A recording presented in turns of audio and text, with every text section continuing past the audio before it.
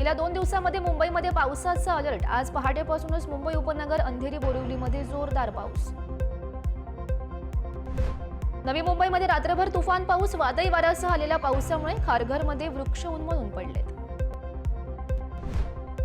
नवी मुंबई शहरामध्ये पहाटेपासूनच जोरदार पाऊस। नेरूळ, जुईनगर, सानपाडा, कामोठात मुसळधार पाऊस कोसळल्यानं सखल भागामध्ये साचलं पाणी। पावसामुळे मोरबे धरणाची पाणी पातळी 75.98 मीटरवर, तर धरण 46.78% भरलं। गंगापूर धरणातून 6160 क्युसेक्स वेगानं पाण्याचा विसर्ग।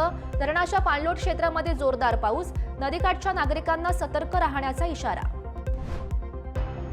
नाशिकच्या 4 धरणांमधून पाण्याचा विसर्ग। दुतोंडा मारुतीच्या कमरेपर्यंत आलं पाणी। नदीकाठच्या गावांना सतर्क राहण्याच्या सूचना। नाशिकमधील रामकुंड परिसरात तरुणांकडून स्टंटबाजी। रामकुंडावर उंचावरून पाण्यात उड्या।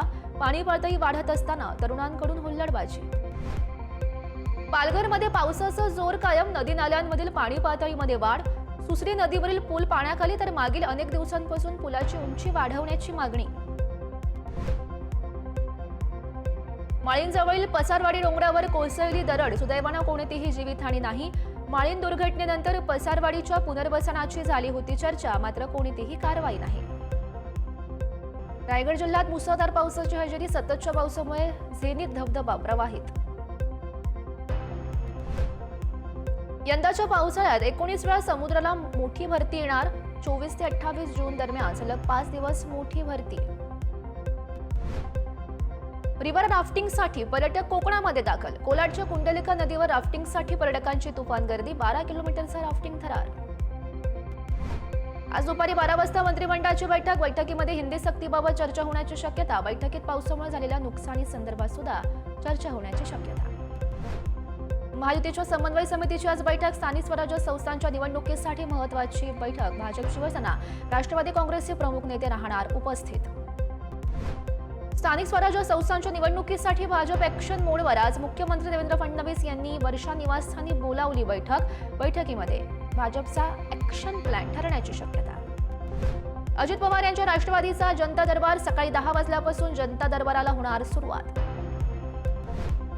मिठी नदी गाळ उपसा घोटाळा प्रकरणी भाजप आमदार प्रसाद लाड यांची होणार चौकशी। चौकशीसाठी प्रसाद लाड ईडी ऑफिसला 12 वाजता जाणार। अमरावती जिल्हा बँकेच्या अध्यक्षपदावरून बच्चू कडू यांना अपात्र केल्यानंतर आज नागपूर हायकोर्टामध्ये सुनावणी। बच्चू कडू अध्यक्ष राहणार की नाही, आज फैसला होण्याची शक्यता।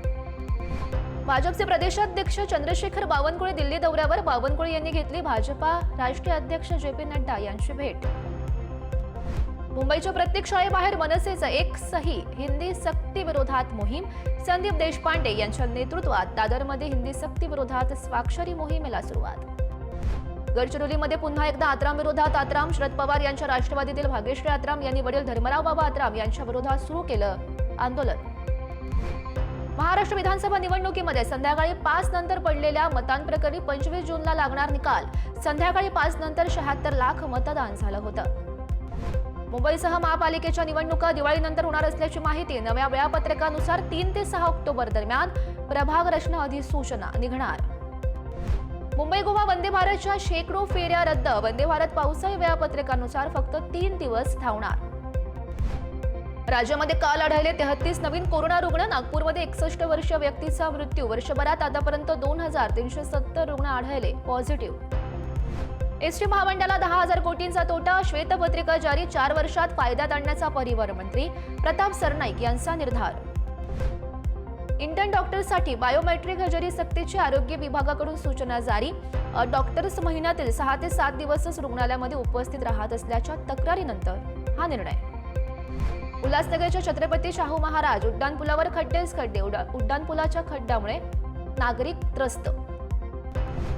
मुंबई अहमदाबाद राष्ट्रीय महामार्गावरील वर्सोवा ब्रिजवर भीषण अपघात। चालकाचं नियंत्रण सुटल्यानं अपघात घडल्याची माहिती। नागपुरात 2 ट्रकला लागली आग। बैद्यनाथ चौक ते अशोक चौक रोड परिसरामध्ये लागली आग। आगीमध्ये 2ही ट्रकच्या केबिन जळून खाक। नाशिकच्या नामपूरमध्ये विजेचा शॉक लागून वायरमनचा मृत्यू। पाण्याची मोटर लावण्यासाठी गेला असता विजेचा लागला शॉक। दिशा सालियान मृत्यू प्रकरणाची सुनावणी स्थगित, 3 जुलैपर्यंत सुनावणी स्थगित. न्यायमूर्ती रवींद्र भोगे यांच्या खंडपीठासमोर होणार पुढची सुनावणी. नाशिकच्या द्वारका सर्कल कळंबोली जंक्शनच्या धर्तीवर होणार विकसित. द्वारका ते नाशिक रोड पर्यंत 6 लेनसह फुटपाथ रस्ता करण्याचा निर्णय.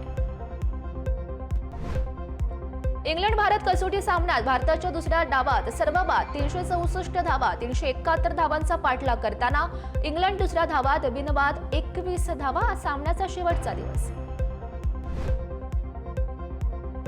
लीड्सच्या हेडिंग्ले मैदानावर इंग्लंड विरुद्ध केएल राहुल आणि ऋषभ पंत यांची मोठी भागीदारी. भारताचा डाव सावरत चौथ्या गड्यासाठी गेल्या 195 धावांची भक्कम भागीदारी. ऋषभ पंत याच्या नावे आणखी एक विश्वविक्रम. परदेशात खेळताना एकाच कसोटीच्या 2ही डावात शतक ठोकणारा पहिला यष्टिरक्षक.